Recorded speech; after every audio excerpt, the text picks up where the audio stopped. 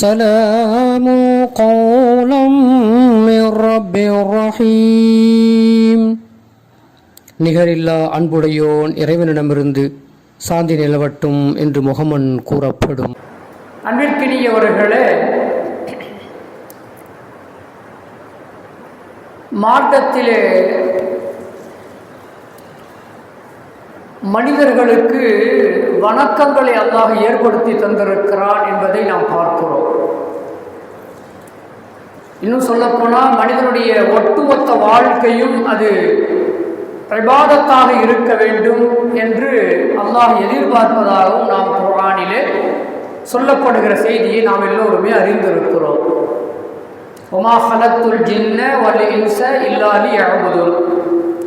ஜின் இனத்தையும் மனித இனத்தையும் என்னை வணங்குவதற்காகத்தான் படைத்திருக்கிறேன் என்று அல்லாஹ் குர்ஆனிலே சொல்லுகிற செய்தியை நாம் எல்லோருமே தெரிந்து வைத்திருக்கிறோம். அந்த அடிப்படையிலே செயல்படுவதற்கான முயற்சிகளையும் நாம் செய்கிறோம்.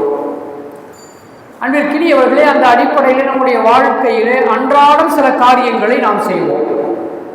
உதாரணமாக, தினமும் 5 வக்து தொழுகணும்.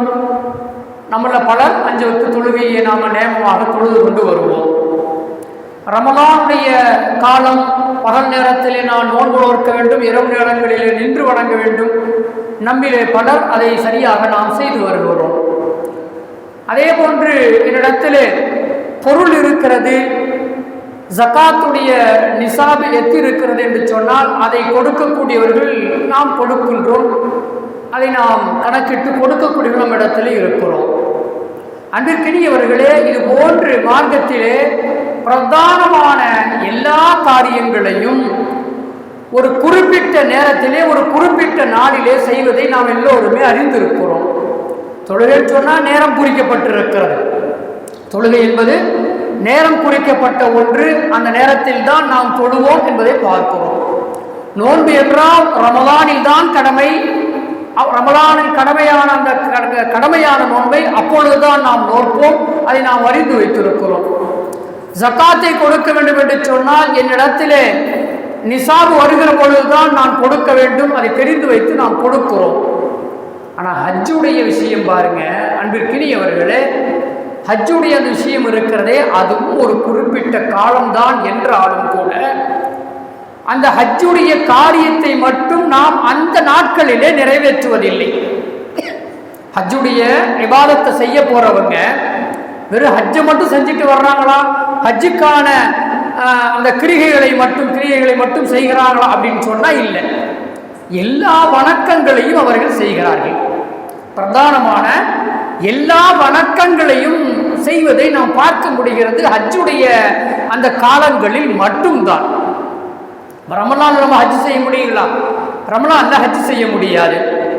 அதே போல ரமலான் அல்லாத மாதங்களிலே ஷவ்வாலிலோ ஷஅபானிலோ தில்காதா தில்ஹஜ்ஜிலோ கடமையான நோன்பை நான் நோக்க முடியுமா? ஒரு மாசத்துக்கு நோற்பதற்கு வாய்ப்பு எனக்கு இருக்கிறதா?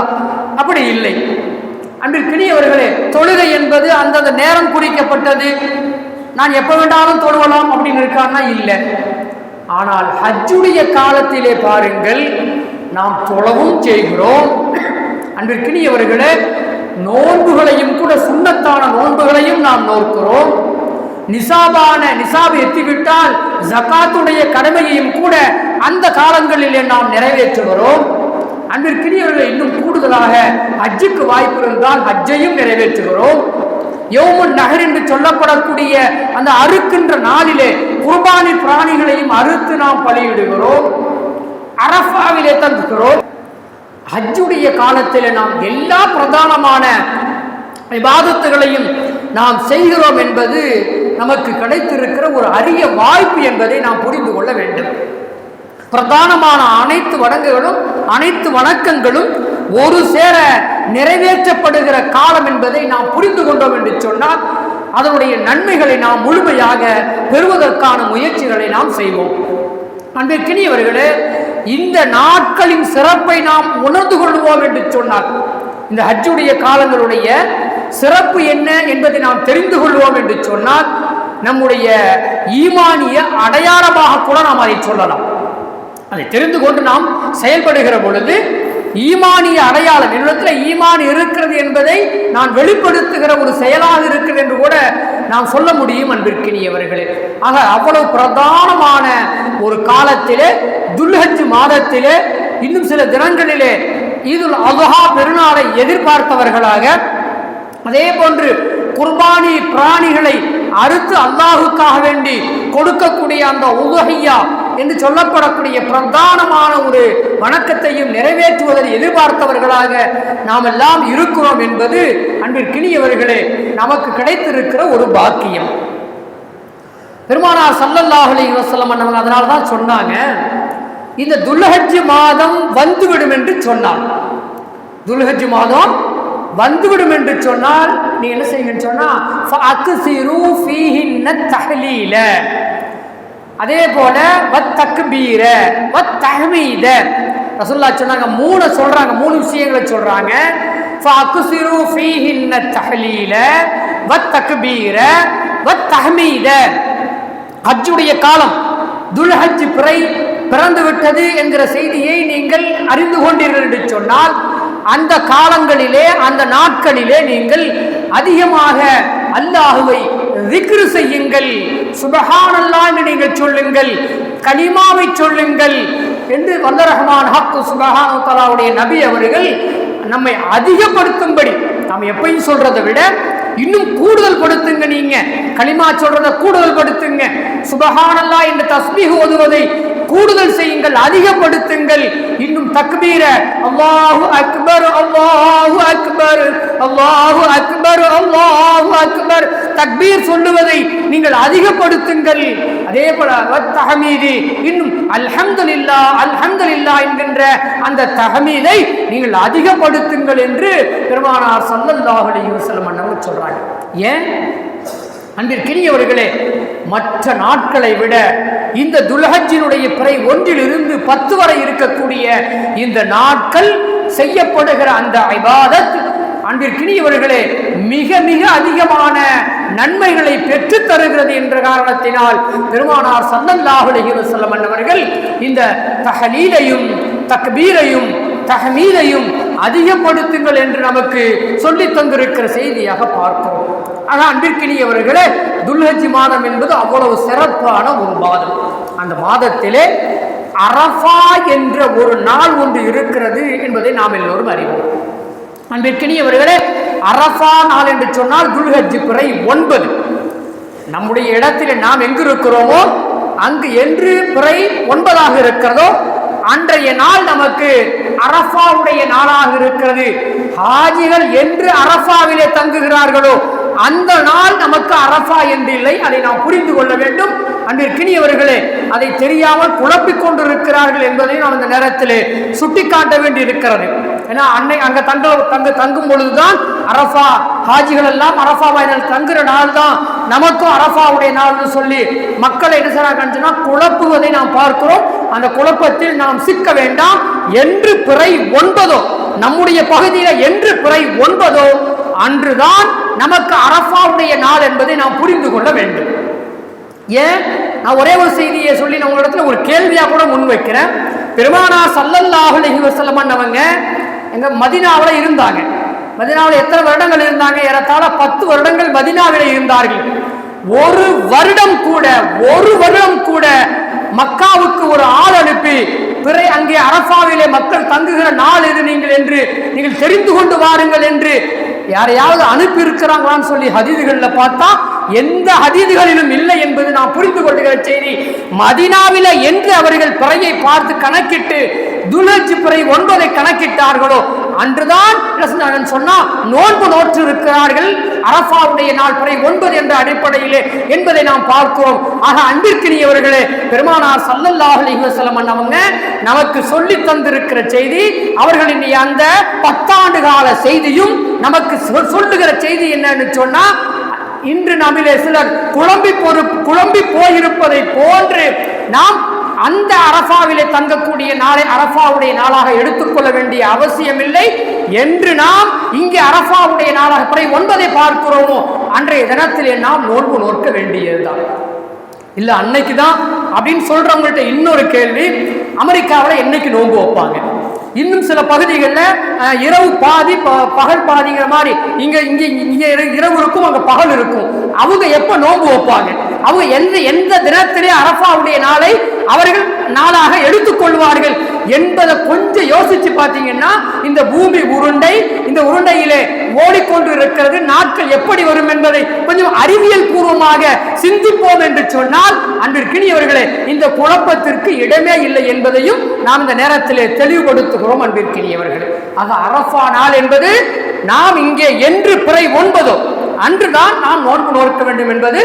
அதனால மக்காவெல்லாம் அன்னைக்கு பெருநாள் கொண்டாடுறாங்க, பெருநாள் கொண்டாடுற அன்னைக்கு நோன்பு வச்சா நம்ம அது சரியில்லை அப்படின்னு சொல்லி ஒரு ஹதீஸ் எல்லாம் மேற்கோள் காட்டி நம்மளை குழப்புவாங்க. அந்த குழப்பத்தை நீங்கள் பொருட்படுத்த வேண்டாம்.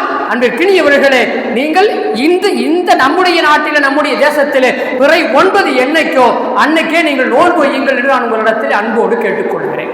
நான் மட்டும் சொல்லலைங்க, 1400 வருடங்களாக சஹாபாக்களுக்கு அடுத்து தாபிஈன்களும் தபா தாபிஈன்களும் முத்தகீன்களும் இமாம்களும் 4 மதுஹபுகளை வகுத்து கொடுத்த அந்த மதுஹபை வகுத்து கொடுத்த இமாம்களும் அதற்கு பிறகு வந்த முஜ்தஹீதின்களும் கூட என்ன செஞ்சாங்கன்னு சொன்னா, நான் சொல்கின்ற அதே கருத்தை தான் அவர்கள் முன்வைத்திருக்கிறார்கள் என்ற அடிப்படையிலே அதைத்தான் நான் சொல்லுகிறேனே தவிர நான் புதிதாக ஒன்றையும் சொல்லவில்லை. இப்பொழுதுதான் புதிதாக சொல்லி மக்களை குழப்பிக் கொண்டிருக்கிறார்கள் என்பதையும் இந்த நேரத்தில் நான் தெளிவுபடுத்த வேண்டியதாக இருக்கிறது. அன்பிற்கினியவர்களே, அதே போல இன்னொரு குழப்பம் இப்பொழுது புதுசா ஒன்று உற்பத்தி ஆயிருக்கு. நம்ம எல்லாம் என்ன செய்வோம்னு சொன்னா, குர்பானி என்பதை பிறை 10 அன்னைக்கா இருப்போம், 11 இருப்போம், 12 இருப்போம், சொன்னா ஐயாமு தஷ்ரீக் என்று சொல்லி அந்த 4 நாட்கள் இருக்கு பார்த்தீங்களா, அதிலே நாம் என்ன செய்வோம்னு சொன்னா குர்பானியை காலமாக கொடுத்து வருகிறோம். இன்னைக்கு புதுசா ஒரு செய்தி, 10 அன்னைக்கு மட்டும்தான் இருக்கணும், மற்ற நாள்ல நீங்க குர்பானி அறுத்தா அது குர்பானி இல்லை. புதுசா ஒரு குழப்பத்தை இப்போ கொண்டாந்து விட்டு இருக்கிறாங்க. குழப்பவாதிகள் காலம் முழுக்க தொடர்ந்து கொண்டே இருப்பார்கள். நாம் தெளிவாக இருப்போம் என்பதை மட்டுமே நான் உங்களுக்கு பொழுது சொல்லிக்கொண்டு ஒரு செய்திக்கு அடுத்த செய்திக்கு வருகிறேன். அன்பிற்கினியவர்களே, அந்த அரஃபா என்ற ஒரு மைதானம் இருக்கிறது அல்லவா, அரஃபா என்று சொல்லி ஒரு மைதானம் ஒன்று இருக்கிறது. அந்த அரஃபா என்று சொல்லி அதற்கு எப்படி பெயர் வந்தது என்கிற ஒரு சிறிய வரலாற்று செய்திகளை ஒரு 3 பெயருக்கான காரணங்களை சொல்லப்படுகிறது. அந்த 3ஐ நான் சொல்லிவிட்டு அடுத்த செய்திக்கு நான் வருகிறேன். அரஃபா என்று பெயர் வருவதற்கான காரணம் சொல்லப்படுகிறது, ஆதம் அலைஹிஸ்ஸலாம் அவர்களும் ஹவ்வா அலைஹிஸ்ஸலாம் அவர்களும் நமக்கெல்லாம் தெரியும் சுவனத்துல இருந்தாங்க. ஷைத்தானுடைய தூண்டுதலின் காரணத்தினால் சுவனத்தில் இருந்து பூமிக்கு தூக்கி எறியப்பட்டார்கள், அனுப்பப்பட்டார்கள் என்று சொல்லி இவர்கள் ஒரு காலம் தனித்தனியாக இந்த உலகத்தினுடைய மறுகோடியிலே இருந்து கொண்டிருந்தவர்கள் சந்தித்த இடம் இருக்கிறது.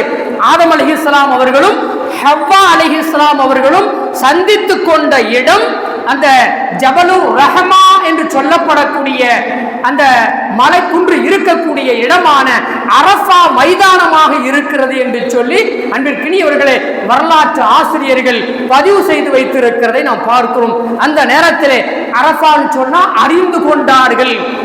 ஆதம் அலைஹிஸ்ஸலாம் ஹவ்வா அலைஹிஸ்ஸலாம் அவங்களை அறிந்து கொண்டார்கள், ஹவ்வா அலைஹிஸ்ஸலாம் ஆதம் அலைஹிஸ்ஸலாம் அவங்களை அறிந்து கொண்டார்கள். அந்த அரஃபா என்ற அந்த வார்த்தையிலே வந்ததுதான் அரஃபா மைதானம் என்று சொல்லி இன்று வரை அது பெயர் பெற்றிருப்பதாக வரலாற்று ஆசிரியர்கள் சொல்லுகிற ஒரு செய்தி.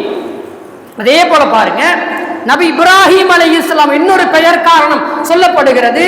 நபி இப்ராஹிம் அலைஹிஸ்ஸலாம் அவர்கள் அல்லாஹ் குர்ஆன்ல சொன்னா, நீங்க ஹஜ்ஜுக்கு எல்லா மக்களுக்கும் அழைப்பு கொடுங்கன்னு சொன்னா, அதை நாம் கடந்த ஜும்ஆக்களில் கூட சொல்லி இருக்கிறோம். அப்படி அழைப்பு கொடுத்தார்கள். அதற்கு பிறகு ஹஜ்ஜுடைய காரியங்களை நிறைவேற்றுகிற பொழுது ஜிப்ரீல் அலைஹிஸ்ஸலாம் அவர்கள் வந்து இன்னென்ன காரியங்களை செய்யுங்கள் என்று சொல்லி ஒவ்வொன்றாக என்ன செய்றாங்கன்னு சொன்னா சொல்லி கொடுக்கிறாங்க. ஹஜ்ஜுக்கான அந்த கிரியைகளை ஒவ்வொன்றாக சொல்லி கொடுக்கிறாங்க. இந்த காரியத்தை செய்யுங்கள், இந்த காரியத்தை செய்யுங்கள், இந்த காரியத்தை செய்யுங்கன்னு சொல்லிட்டு எங்க வச்சு சொல்லி கொடுத்தாங்கன்னு சொன்னா அரஃபா மைதானத்திலே வச்சு சொல்லி கொடுத்தாங்க. அப்படி ஒவ்வொரு காரியமாக சொல்லுகிற பொழுது இப்ராஹிம் அலைஹிஸ்ஸலாம் அவர்கள் சொன்ன வார்த்தை அரஃப்து, நான் அறிந்து கொண்டேன், அரஃப்து, நான் அறிந்து கொண்டேன். இப்படி ஒவ்வொரு காரியங்களையும் சொல்லுகிற பொழுதெல்லாம் அவங்க சொன்ன வார்த்தை அரஃப்து என்ற வார்த்தையை சொன்னார்கள். அந்த அடிப்படையிலே அந்த மைதானத்திற்கு ஜபலுர் ரஹமா அருள் நிறைந்த மலை இருக்கக்கூடிய அந்த பகுதியில் இருக்கக்கூடிய அந்த மைதானத்திற்கு அரஃபா மைதானம் என்று சொல்லி பெயர் வந்ததாக பெயர் காரணத்தை அன்பிற்கினியவர்களே வரலாற்று ஆசிரியர்கள் நமக்கு சொல்லித் தருவதை நாம் பார்க்கிறோம். அன்பிற்கினியவர்களே அதே போல பாருங்க, இன்னொரு மூன்றாவது ஒரு பெயர் காரணம் ஒன்று சொல்லப்படுகிறது. ஒருவருக்கொருவர் இன்னைக்கு ஹஜ்ஜுக்கு வர்றவங்க பல சர்வதேச அளவில் இருந்து என்ன செய்றாங்கன்னு சொன்னா அங்கே வருகை தருகிறார்கள்.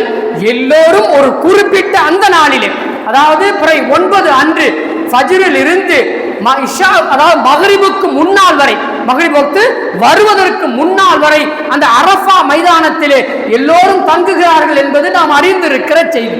அங்க யாரை பார்க்கிறாங்க? வெளிநாட்டுக்காரர்களை பார்க்கிறார்கள். ஒருத்தர் இங்கிலாந்துக்காரரை பார்க்கிறாரு, அமெரிக்காக்காரரை பார்க்கிறாரு, இந்தியாக்காரர் என்ன செய்றாரு, இப்படி ஒவ்வொரு தேசத்தாரும் இன்னொரு தேசத்தாரை, ஒரு மாநிலத்தவர் இன்னொரு மாநிலத்தவரை, இப்படி சர்வதேச அளவில் ஒருவருக்கொருவர் சந்தித்துக் கொண்டு அறிமுகங்களை உருவாக்கி கொள்கிறார்கள் அல்லவா, அறிந்து கொள்ளுகிறார்கள் அல்லவா. எனவே அந்த மைதானத்திற்கு அரஃபா மைதானம் என்று சொல்லி பெயர் காரணம் வந்ததாக அன்பிற்கினியவர்களே சொல்லித் தருகிற செய்தியை நாம் 3 பெயர் காரணங்களை வரலாற்று நூல்களிலே பார்க்க முடிகிறது. அன்பிற்கினியவர்களே இது நமக்கு ஒரு சின்ன செய்தி தான். இந்த செய்தியில நமக்கு பெரிய அளவுல ஒண்ணு இல்லைன்னாலும் ஒரு வரலாற்று செய்தி என்பதை நாம் நினைவுபடுத்திக் கொண்டு அடுத்து நாம் வருகிறோம். அன்பிற்கினியவர்களே அந்த அரஃபா மைதானம் அன்பிற்கினியவர்களே பார்ப்பதற்கு மிக பிரம்மாண்டமான ஒரு இடம், மிக பிரம்மாண்டமான இடம். மக்காவில் இருந்து கிழக்கே ஒரு 12 மைல் தொலைவில் இருக்கக்கூடியது அந்த அரஃபா ஜபலுர் ரஹ்மா, அந்த மலைக்குன்றும் அதை சுற்றி இருக்கக்கூடிய அந்த மைதானம் இருக்கிற இடமாக இருக்கிறது. அன்பிற்கினியவர்களே அங்கே அதை சுற்றி மலை குன்றுகள் இருக்கிறது என்பதையும் நாம் பார்க்கிற ஒரு செய்தியாக இருக்கிறது. அதனுடைய நீள அகலத்தை கணக்கிட்டு இன்றைய ஆய்வாளர்கள் சொல்லி இருக்கிறாங்க. 8 மைல் அதனுடைய நீளம் வந்து 8 மைல். 8 மைல்னு சொன்னா நமக்கு ஏதால அந்த மயிலுடைய கணக்கு தெரிஞ்சா சொல்ல 1.25 கிலோமீட்டர் என்னமோ வருவானேமா. ஒரு மைல் என்பது 1.25 கிலோமீட்டருக்கு நெருக்கமா அது சற்று கூடுதலாக இருக்கலாம். அன்பிற்கினியவர்களே அந்த அளவுக்கு நீளமான அந்த மைதானம் 4 மைல் அளவுக்கு அகலம் கொண்டது என்பதையும் அந்த ஆய்வாளர்கள் சொல்லுகிற செய்தியாக நாம் பார்க்கிறோம். அன்பிற்கினியவர்களே அந்த அரஃபா மைதானத்திலே அல் மஹ்ஷருல் ஹராம், அதற்கு இன்னொரு பெயர் இருக்கிறது. அந்த அரஃபா மைதானத்திற்கு இன்னொரு பெயர் சொல்லப்படுகிறது அல் மஷ்ஹருல் ஹராம். அதாவது புனித வழிபாட்டு தலம். அந்த அரஃபா மைதானம் இருக்கு, அது புனித வழிபாட்டு தலம் என்று இன்னொரு பெயர் அதற்கு இருப்பதாகவும், அதே போல அல் மஷ்அருல் அக்ஸா மதீனாவினுடைய கடை கோடியிலே அது இருப்பதினால், கோடியிலே இருக்கக்கூடியது, கோடினா நம்ம லட்சம் அந்த ரூபாய் கணக்கெல்லாம் போட்ட வேண்டாம். அன்பிற்கினியவர்களே ஒரு பகுதியில் இருந்து இன்னொரு பகுதியுடைய கடைசி பகுதிக்கு கோடி என்று சொல்வார்கள்.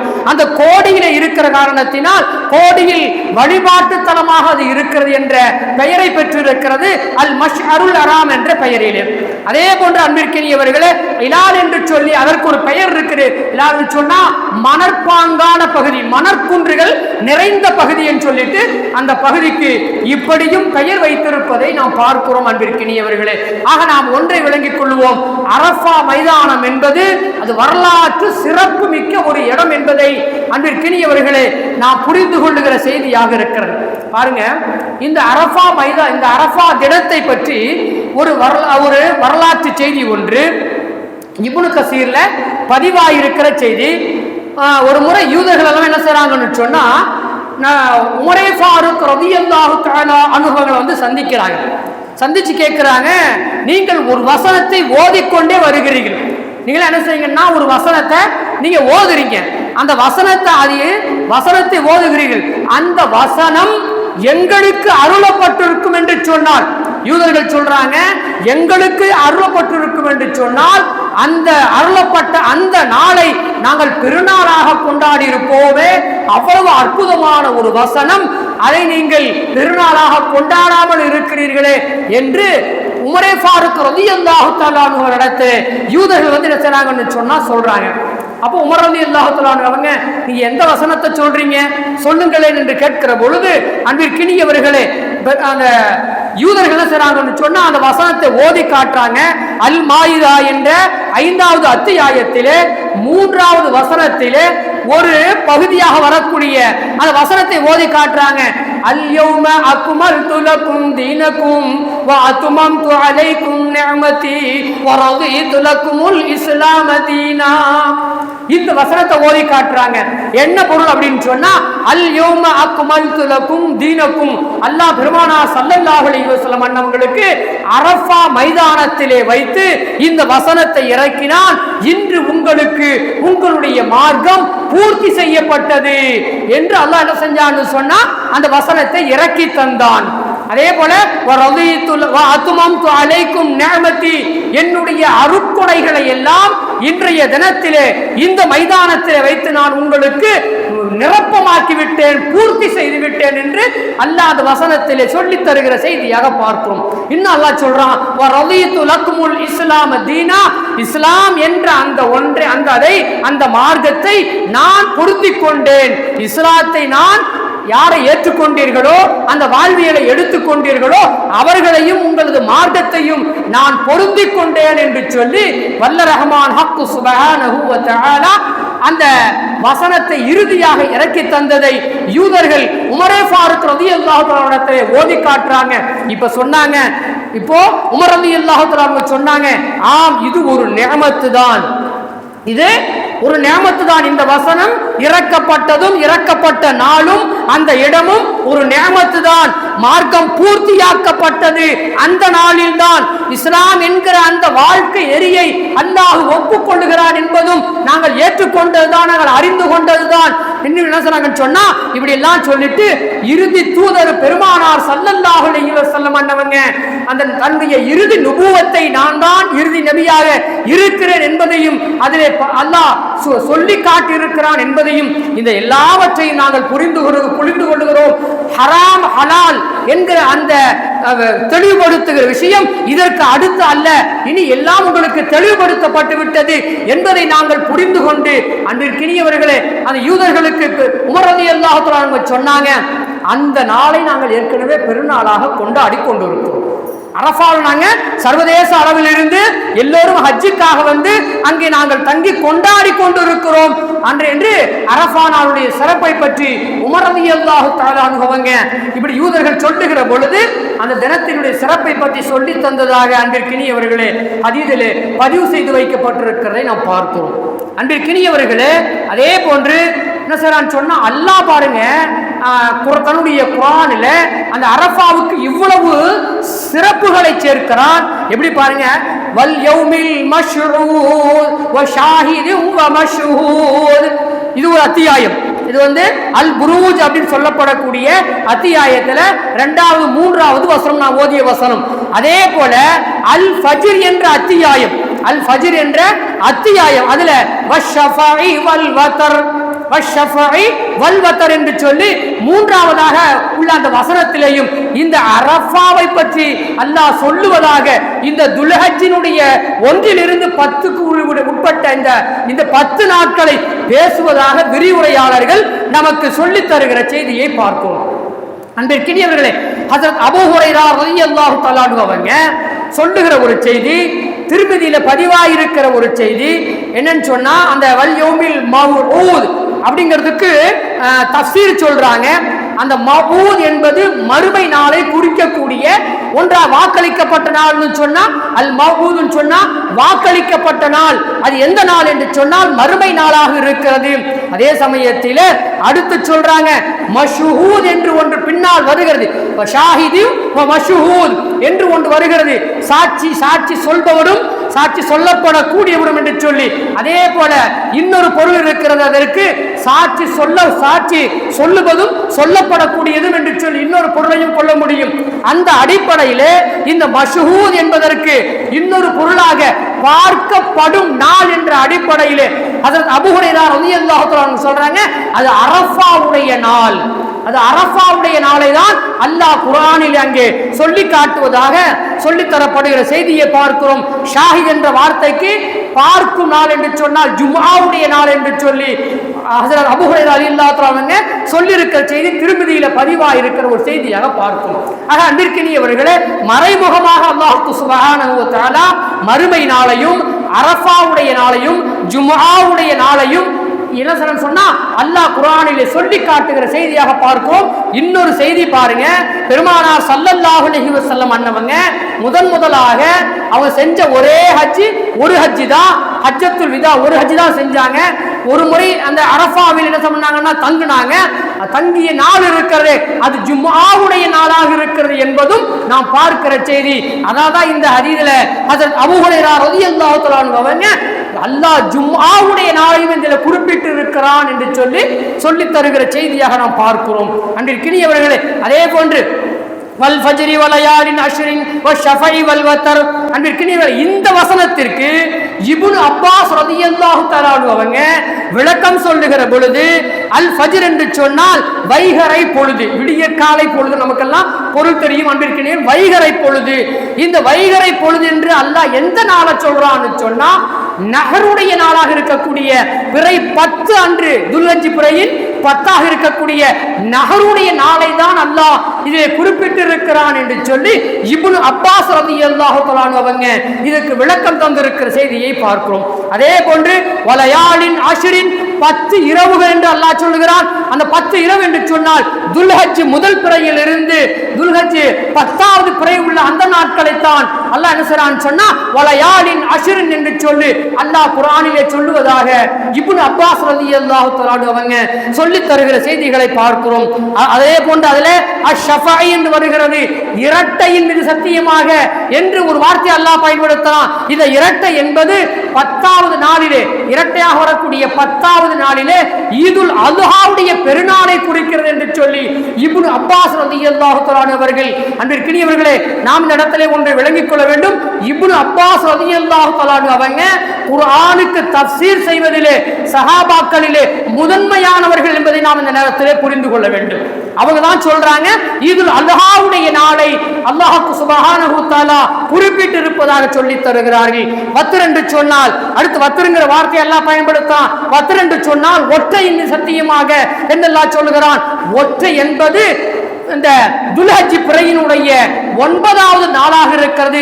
அதாவது இன்னைக்கு நம்ம அரஃபா நாள்னு சொல்றோம் இல்ல, அந்த அரஃபா நாளாக இருக்கிறது என்று சொல்லி அல்லாஹ் அதை குர்ஆனிலே குறிப்பிட்டிருப்பதாக இப்னு அப்பாஸ் ரலியல்லாஹு தஆலா அவங்க சொல்லி தந்திருக்கிற செய்தியை நாம் பார்க்க முடிகிறது. ஆக அன்பிற்கினியவர்களே, சிறப்புகள் வாய்ந்த மாதம்தான் இந்த துல்ஹஜ் மாதம்.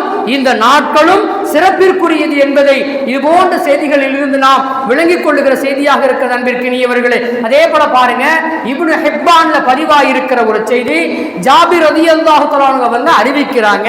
ஒரு நாள் பெருமானார் ஸல்லல்லாஹு அலைஹி வஸல்லம் அன்னவங்க வந்து சொல்றாங்க, உலகின் நாட்களிலேயே, உலகத்தில் இருக்கிற நாட்களிலேயே அல்லாஹ்விடத்தில் மிக சிறந்த நாள் என்று சொன்னால் அது துல்ஹஜ் முதல் 10 நாளாக இருக்கிறது என்று பெருமானார் ஸல்லல்லாஹு அலைஹி வஸல்லம் அன்னவங்க சொன்னாங்க. அதை நான் கேட்டேன் என்று சொல்லி ஜாபிர் ரலியல்லாஹு தஆலா அவங்க சொல்றாங்க. இப்னு ஹிப்பான்ல, சஹீஹ் இப்னு ஹிப்பான்ல பதிவாகி இருக்கிற ஒரு செய்தியாக இருக்கிறது. உடனே ஒரு நபி தோழர் எந்திரிச்சார். உடனே என்ன செஞ்சாரு, சொன்ன உடனேயே ஒரு நபி தோழர் எந்திரிச்சார்.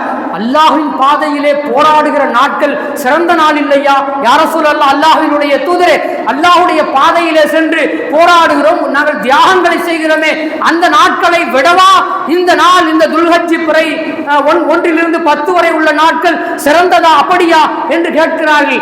ஆம் என்று பெருமானார் ஸல்லல்லாஹு அலைஹி வஸல்லம் அவங்க சொல்லிட்டு, ஏன் தெரியுமா, அதற்கு காரணம் என்ன தெரியுமா, அந்த 10 தான் அரஃபாவுடைய நாள் வருகிறது, பிறை 9 அரஃபாவுடைய நாள் வருகிறது, அல்லாஹ்விடத்திலே அது மிகச் சிறந்த நாளாக இருக்கிறது என்று பெருமானார் ஸல்லல்லாஹு அலைஹி வஸல்லம் அவங்க சொல்லிட்டு, அந்த அரஃபா நாளில் அல்லாஹ் முதல் வானத்திற்கு வருகிறான். ரசூலுல்லாஹ் சொல்றாங்க, அல்லாஹ் முதல் வானத்திற்கு வருகிறான்.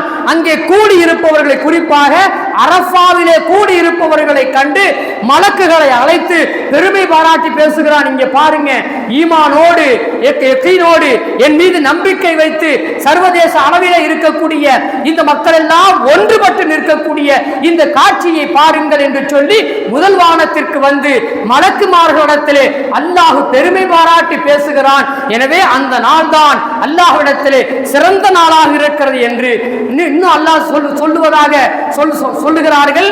இங்கே பாருங்கள், எல்லாம் பரட்டை தலையோடு இருக்கிறார்கள்.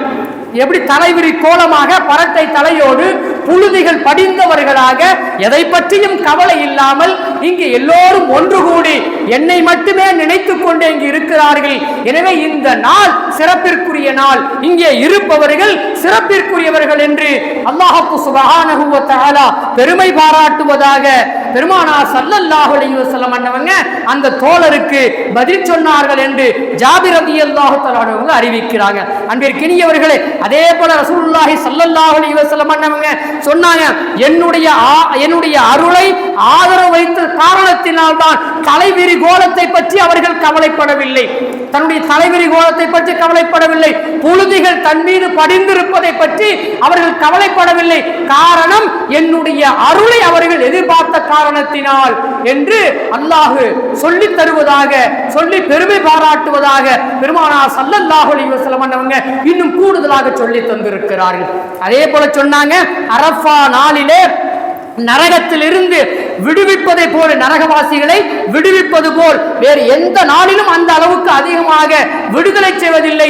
அப்படிப்பட்ட ஒரு சிறப்பிற்குரிய நாள் இந்த அரஃபாவுடைய நாளாக இருக்கிறது என்று சொல்லி அரஃபாவை பற்றிய செய்தியை, அந்த சிறப்புகளை, அந்த பெருமையை பெருமானார் ஸல்லல்லாஹு அலைஹி வஸல்லம் அவர்கள் சொல்லி தந்திருக்கிற செய்தி இப்னு ஹிப்பானிலே பதிவு செய்திருக்கிற செய்தியாக பார்க்கிறோம். அன்பிற்கினியவர்கள், ஆக அதனால்தான் அரஃபா அன்று நோன்பு நோற்பது சிறப்பிற்குரியது என்பதை நமக்கு மார்க்கம் சொல்லி தந்திருக்கிற செய்தியாக பார்க்கும். ரசூலுல்லாஹ் சொல்லி இருக்கிறாங்க, அன்பிற்கினியவர்களே, சியாமு யௌமி அரஃபத, அந்த அரஃபாவுடைய நாளிலே பிறை 9 நோன்பு நோற்பது இருக்கிறதே, இன்னி அஹ்தஸிபு அலல்லாஹி ஐயு கஃபிர ஸனத்தல்லதி கப்லஹு வ ஸனத்தல்லதி பஅதஹு. ஒரு ஆண்டு, அந்த பிறை 9 அன்று நாம் ஒரு நோன்பு வச்சோம்னு சொன்னா அதற்கு முன்னால் சென்று விட்ட ஒரு வருடத்தினுடைய பாவங்கள் மன்னிக்கப்படுகிறது என்பதை நான் அல்லாஹ்வின் மீது ஆதரவு வைக்கிறேன். அதற்கு பிறகு ஒரு ஆண்டிற்கு, இன்னும் ஒரு ஆண்டிற்கு பின்னால் உள்ள ஒரு ஆண்டிற்கும் செய்யப்படுகிற அந்த பாவங்கள் மன்னிக்கப்படும் என்று சொல்லி நான் அல்லாஹ்வின் மீது நம்பிக்கை வைக்கிறேன், ஆதரவு வைக்கிறேன் என்று பெருமானார் ஸல்லல்லாஹு அலைஹி வஸல்லம் அன்னவங்க சொல்லி தந்து அன்றைய ஒரு நாள் நோன்பு நோருங்கள் என்று நமக்கு சொல்லி தந்திருக்கிற செய்தியாக பார்க்கிறோம். அன்பிற்கினியவர்களே, நாம் ஆரம்பத்தில் சொன்னதை போன்று அரஃபாவிலே அங்கே ஹாஜிகள் தங்குகிற அந்த நாள் என்று நாம் நினைத்துக் கொண்டிருக்க வேண்டாம். நம்முடைய தேசத்திலே, நம்முடைய இந்த தேசத்திலே என்று நாம் பிறையை கண்டோமோ அதிலிருந்து கணக்கிட்டு பிறை 9 அன்று நாம் நோன்பு நோக்க வேண்டும் என்பதையும் அன்பிற்கினியவர்களே இந்த நேரத்தில் நான் மீண்டும் ஒரு முறை நினைவுபடுத்திக் கொள்ளுகிறேன். அன்பிற்கினியவர்களே, பாருங்க, இன்னொரு செய்தி திருமதியில பதிவாயிருக்கிற ஒரு செய்தி. நுஅமான் எனப்படும் நுஅமான்ங்கிற ஒரு வார்த்தை அந்த அரஃபா மைதானத்திற்கு பெருமானார் ஸல்லல்லாஹு அலைஹி வஸல்லம் அவங்க பயன்படுத்தி இருக்கிறாங்க. ஆனா அந்த வார்த்தையை சொல்றாங்க, நுஅமான் எனப்படும் அரஃபா பெருவெளியில் ஆதம் அலைஹிஸ்ஸலாம் அவர்களின் முதுகந்தண்டில் இருந்து, ஒரு ஹதீஸ் சொல்லப்படுகிற செய்தி, அந்த முதுகந்தண்டில் இருந்து அல்லாஹ் என்ன பண்றான்னு சொன்னா எல்லாவற்றையும் அந்த அணுக்களை போன்றிருப்பவனை எல்லாம் கொண்ட அரஃபா மைதானத்துல அப்படியே பரத்தி வச்சுட்டு இப்ப என்ன சொல்றான்னு சொன்னா அவரிடத்துல ஒரு உடன்படிக்கை எடுக்கிறான். அல்லாஹ் ஒரு உடன்படிக்கை செஞ்சான்னு சொல்லி குர்ஆன் நாம் பார்ப்போம். அந்த உடன்படிக்கை நடந்த இடம் எது என்று சொல்லி சொல்லப்படுகிற பொழுது அது அரஃபா மைதானத்தில் தான் நடந்தது. ஆதம் அலைஹிஸ்ஸலாமுடைய முதுகந்தண்டில் இருந்து எல்லா அணுக்களையும், அதான் அவங்க பிற்பாடு கியாமத் நாள் வரை எவ்வளவு மக்கள் வருவார்களோ அத்துணை நபர்களுடைய அந்த அவருடைய அந்த அணுக்களை எல்லாம் எடுத்து பரத்தி வைத்துவிட்டு அல்லாஹ் ஒப்பந்தம் செய்தான் என்று சொல்லி அன்பிற்கினியவர்களே ஹதீஸிலே பதிவு செய்யப்பட்டிருக்கு. குறிப்பா நான் சொல்ற இந்த செய்தி இப்னு கஸீர்ல பதிவு செய்யப்பட்டிருக்கிற செய்தியாக பார்க்கிறோம். அன்பிற்கினியவர்களே, ஆக அந்த அரஃபா மைதானம் என்பது இப்படிப்பட்ட சிறப்புகளை உள்ளடக்கி இருக்கிறது என்பதை நாம் பார்க்கிறோம். ஒரே ஒரு செய்தியை சொல்லிக்கொண்டு முடித்துக் கொள்ளுகிறேன். ரசூலுல்லாஹ் சொன்னாங்க, ஹைரு துஆஇ துஆ யௌமி அரஃபத, நீங்கள் துஆ நிறைய செய்வீங்க, நாளெல்லாம் நிறைய 365 நாள் நிறைய துஆக்களை செய்வீங்க. அரஃபாவுடைய நாளிலே நீங்கள் செய்யப்படுகிற துஆ அது அற்புதமான துஆ என்று சொல்லுகிறார்கள். ஹைரு துஆஇ துஆ யௌமி அரஃபத, அரஃபாவுடைய நாளிலே நீங்கள் செய்கிற அந்த துஆ இருக்க, அந்த துஆவுக்கு அதிகப்படியான மகிமை இருக்கிறது, சிறப்பு இருக்கிறது. அது அல்லாஹ்வால் அங்கீகரிக்கப்படுகிறது.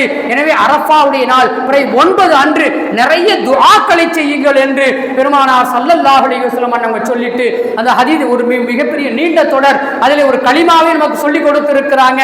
லா இலாஹா இல்லல்லாஹு வஹ்தஹு லா ஷரீக லா லஹுல் முல்கு வ லஹுல் ஹம்து வ ஹுவ அலா குல்லி ஷைஇன் கதீர். யார் நமக்கு தெரியாமலாம் இருக்காது, எல்லாத்துக்குமே தெரியும். இந்த கலிமாவை சொல்லிட்டு நானும் எனக்கு முன்னுண்டான நபிமார்களும் இந்த கலிமாவை சொல்லாமல் இல்லை. தௌஹீதை, ஏகத்துவத்தை நிலைநிறுத்தக்கூடிய ஒரு கலிமா என்று சொன்னால் அன்பிற்கினியவர்களே, இந்த கலிமா என்று சொல்லி பெருமானார் ஸல்லல்லாஹு அலைஹி வஸல்லம் நம்ம சொல்லிட்டு இந்த கலிமாவை யார் சொல்லுகிறார்களோ அவர்கள் அடிமைகளை உரிமை விட்ட நன்மையை பெற்றுக் கொள்ளுகிறார்கள். அடிமைகளை உரிமை விட்டால் அவர்களுக்கு கிடைப்பது என்னன்னு சொன்னா நரகத்திலிருந்து விடுதலை. எனவே அப்படிப்பட்ட கலிமாவை நீங்கள் அதிகமாக சொல்லுங்கள் அரஃபாவுடைய நாளிலே என்று பெருமானார் ஸல்லல்லாஹு அலைஹி வஸல்லம் அன்னவங்க அந்த ஹதீஸ், நீண்ட ஹதீஸ் நான் சுருக்கமாக சொல்லி முடிக்கிறேன். அன்பிற்கினியவர்களே, அந்த நாளுடைய சிறப்பாக அதில் செய்ய வேண்டிய சில காரியங்களையும் நமக்கு சொல்லி தந்திருப்பதை பார்க்கிறோம். வல்ல ரஹ்மான் ஹக்கு சுப்ஹானஹு வ தஆலா அந்த நாளிலே நம்முடைய இபாதத்துகளை அதிகப்படுத்தி, இயன்றவர்கள் நோன்பை நோற்று துஆக்களை அதிகப்படுத்தி, அதிகப்படியான தக்பீர்களை சொல்லி, தஹ்லீல்களை சொல்லி, தஹ்மீதுகளை சொல்லி அல்லாஹ்விடத்திலே நாம் வெகுமதிகளை பெற்றுக்கொள்வோம். அதற்கான பாக்கியத்தை வல்ல ரஹ்மான் உங்களுக்கும் எனக்கும் உலகினுண்டான எல்லா மக்களுக்கும் தந்த அருள் புரிவானாக. வாஹிரு தஅவானா அனில் ஹம்துலில்லாஹி ரப்பில் ஆலமீன். அஸ்ஸலாமு அலைக்கும் வ ரஹ்மத்துல்லாஹி வ பரக்காத்துஹு.